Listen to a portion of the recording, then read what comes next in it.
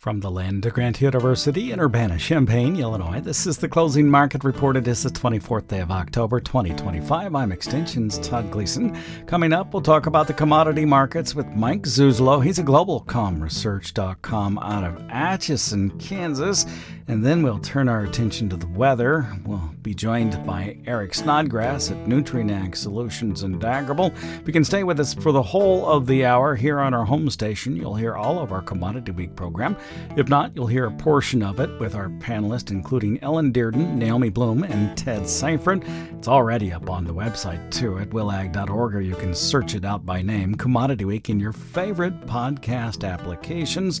It is public radio for the farming world online on demand at willag.org. Todd Gleason services are made available to WILL by University of Illinois Extension. December corn for the day settled at $4.23 and a quarter. It was down 4 3/4 cents. The March at $4.37, 4 1/4 lower. The May down 3.5 cents. The settlement price at $4.45 3/4 for the May corn. November soybeans 3 lower, $10.41 3/4. The settlement price. January at $10.60 a quarter, down a penny and 3/4. And the March at $10.73 1/2, down 1 3/4 cents. Soft red winter wheat 4 cents or half cent lower. In the December contract, the hard red up a penny and a half. Live cattle futures in Chicago finished the nearby contract down $7.25 at $233.92 and a half.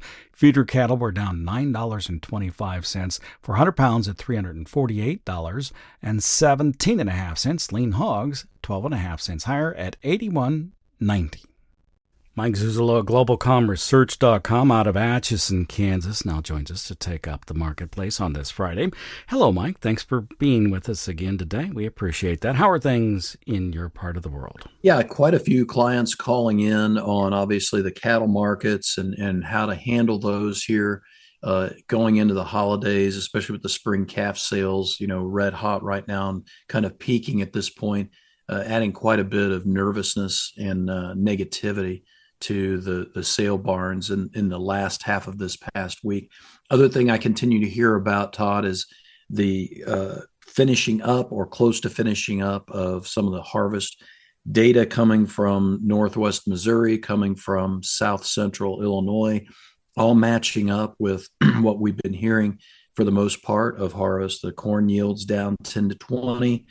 Going to be, say, the person I talked to in Northwest Missouri, likely to be more like 220 as opposed to 240, 250, holding in the soybeans at the mid 70s. South Central Illinois client called Friday morning and said, looking at average on the soybean yields, down about 20 on corn yields, going to be probably top end in the 170s versus the last couple of years of breaking through 200. And so I think the spreads, old crop, new crop spreads in corn, and some of the basis that's been tracking higher, especially east of the Mississippi River, picking up on this, I think, pretty nicely. Let's start with the livestock sector. We'll move back to the grains. I do want to take up both live cattle and feeder cattle off sharply on this Friday. You might have thought that would have been related to the president's look at importing Argentine beef into the United States. But it was news out of Mexico that their ambassador is planning to ask that the border be opened. And it has to do with screwworm and a whole lot of animals that are south of the border that could come to the U.S. Can you tell me what you're seeing? Yeah, I think that's a long shot at this point as far as the border opening because of the recent cases. And my understanding is the amount of factories to create enough sterile traps is not there yet. It's probably still a couple months away, and we pretty much need those sterile traps, and those essentially factories have produced these sterile traps to catch and get the bad screwworm flies out of commission. I think what it does, Todd, is it adds to the idea, and this is, I think, where Trump's policy is probably similar to what he did with the egg prices. I think he's gotten to a point with some of the people that he works with that have said beef prices are too high. We need to bring them down. And the Truth Social post that he had earlier this week would give me that kind of feeling. the way he worded things, and that his goal now is to use whatever's in his arsenal to bring down beef prices. If I combine that egg policy mindset with 2014 and the idea of hedging because of the seasonals and what happened in October of 2014, it leads me to believe that we're going to need to be playing defense from here on out into the holidays. And the next key support levels that would have to force me into more hedges would be the September lows around 350 in feeder cattle and around 228 in fat cattle. In fact, the 228 levels, both the Sep and the August lows in fat cattle. But I think it's important. The Argentine beef really doesn't do anything as far as materially changing supply demand fundamentals. Mexico border would. I think what I'm going to be watching very closely now is what he talks to Brazil about and what he talks to Australia about, because he went around, his administration went around and talked to key countries to bring eggs into this country. I'm guessing he's trying to do that with the beef. So if we're going to go down another leg, I'm going to guess it's going to be because that Australia and Brazil are bringing beef in, and that is a sizable quantity. I would also throw out to cattle ranchers right now who are indeed suffering from this price action that it's important to realize that we just made a new record high in the stock market on Friday. That's a key element going into the holidays. I'm very nervous about Wall Street. And I would also say that the corn market, we've seen very clearly how the feeders have sold feeders and bought corn on the reversal of the spreads. And I think that's where the managed money is right now. So corn keeps going higher past this week's monthly high. That may reinstitute even additional selling pressure in the feeders. Just a point of clarification, you said 2014, that has to do with what? Yeah, that has to do with the cattle cycle high back in October of 2014. And I've got about 20 volumes of CRB commodity yearbooks. And when I pulled out the 2015 yearbook that talked about 2014, it read like this year, quite honestly, Todd. So I've been on this tack that I might as well hedge even before all this stuff happened, might as well hedge and play it like 2014 just to be safe going into the holidays. And that would put it in line with the 8 to 10 year beef cattle cycle, kind of longer, but in that range, I suppose. Now turn your attention to other things you've been watching. What's been on your mind this week? We've talked a lot about the wheat and the crude oil not playing ball and helping the soybeans and the corn. We got that changed this week because of a policy shift and the Trump administration going in with Russian sanctions on oil.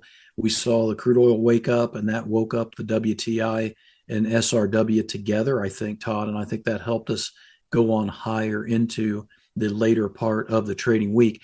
We saw a pullback in corn and soybeans on Friday. Here again, I'm wondering if that's not policy related because of the fact that we shut down talks with Canada, and they are a key biofuel player, and I think the market has kind of bought into better demand going into Canada for both biodiesel and ethanol.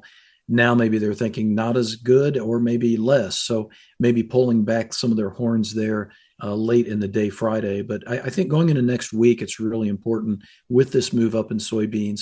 A, wheat and crude oil continue to support. And B, we better get a meeting. And I know it's set up between the U.S. and China, but it better happen. And I think the trade at these price levels really expects something from the U.S.-China meeting, that something's going to happen. I'm still calling that a long shot. So I'm preparing clients and subscribers for getting some hedges freshened up next week in beans. Before we say goodbye, a quick reminder, and I know you know this, Mike, that Canada is the #1 export destination for U.S. ethanol exports. Thanks much. We'll talk with you again next week. Thanks, Todd. That's Mike Zuzolo. He's with GlobalComResearch.com out of Atchison, Kansas. Let's check the weather forecast now with Eric Snodgrass. He's at Nutrient Ag Solutions in Agrible. Hi, Eric. Thanks much for being with us. Let's start with the rainfall that we have had, maybe some rainfall that we might get, and what things are like here in the Corn Belt.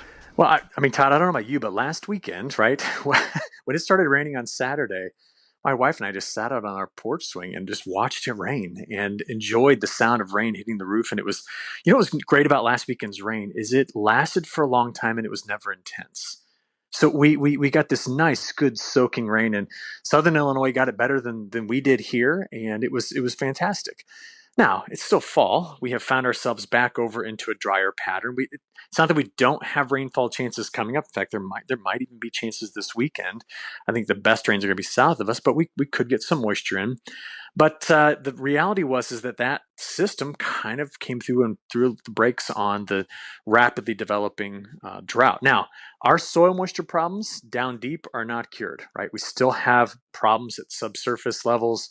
And we know that the Mississippi still has not taken in a lot of this moisture that came through, but it was at least reprieve from what had been an incredibly warm and very dry late summer into fall. I mean, if you think about it, Todd, from August 1st until the 18th, last weekend, most of central Illinois saw less than 2 inches of rain over 2.5 months, almost 2 3/4 months.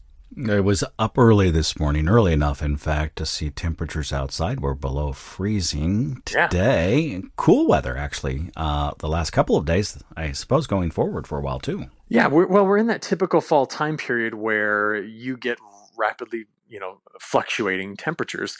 Our daily temperature range could be as high as 30 degrees. So we could even see huge swings each day. But the reality is the jet stream's moving. I mean, Todd, I was watching a flight that left, I forget what airport in Japan, but was heading toward Dallas this morning. It had a 190 mile an hour tailwind in the jet stream over the Pacific. Its ground speed was 759 miles an hour when its intended speed was 566. Now, why am I telling you this? I haven't been able to talk about the jet moving across the Pacific Ocean in a while. So that means we're getting into this more routine cadence of weather systems. So back to the temperature story. A lot of people listening right now would probably just like me to tell them what next Friday is going to be, given that it's, of course, a holiday, right? We're going to celebrate Halloween. And I'm telling you, there's a system that's going to go through, and we might be on the back side of it, getting some colder air in place. Now, the faster it gets to the east, the better our chances of a recovery after that. And I do think that the eastern third of the country starts off or finishes October and starts November cooler. But the farther west you go, you're going to see a rebound in temperatures. And that's very characteristic of November and October weather. It bounces a lot. Do these kinds of really fast-moving jet streams carry with them rainfall? They do, and that is the good news about the new November forecast. Most models have us in what we would call the equal chances. In other words, there's no strong wet, there's no strong dry signal. So we tend to find ourselves in a more routine cadence of weather systems as we go into November. And the fact that the jet is moving is going to send systems through the northwestern United States, and they'll move across the country. My big concern, though, is are we going to get more rain in the south? Now, thankfully, it is raining in Texas and Oklahoma and Arkansas and Louisiana and the Delta. And you're going, why? What's thankful about that? Well, if we don't want to deal with drought issues in the in the central U.S. where we are, we certainly don't want to see them developing to our south first. And that's going to be a major concern throughout winter and spring. If we find ourselves by the time we get into March and April without winter or spring moisture reviving the soil and preventing drought in the Delta, then we could be talking about a scenario next year where we might be struggling to get moisture to this area. So I'm watching the rainfall down there, even I think more closely than I'm watching for us over the next 6 months. Speaking of watching rainfall down there, tell me about Brazil, where I think they probably need a little rain. They do. They've had, the monsoon's coming in fits and starts, and it does that. I imagine when we get the report later today on how much progress they made, they'll still likely be sitting somewhere above the 5-year average. But the models still can't decide on what November is going to look like for them. So it's kind of pick your model that supports your market position. What I mean is, if you're short, use the European model. It's dumping rain all throughout the Cerrado, and it's going to make it perfect conditions for germination. If you are long, then you want the GFS to be right. It's bone dry, and you're going, well, how are two models so opposed to one another? Well, they're built by entirely different metrics and mechanisms. They're housed in different parts of the world, and right now they do not agree. But the only thing they agree on is that parts of Argentina will likely slip over dry into November. And that is a key signal to watch because that is linked to the La Nina that's developing. So there will be a weather story coming out of Brazil in the next 2 to 3 months that we will have to spend a lot of time talking about. Hey, thanks much. We appreciate it. We'll talk with you more about it later. That sounds good. Thanks, Todd. Eric Snodgrass is with Nutrient Ag Solutions and Agrable, joined us on this Friday edition of the Closing Market Report that came to you from Illinois Public Media.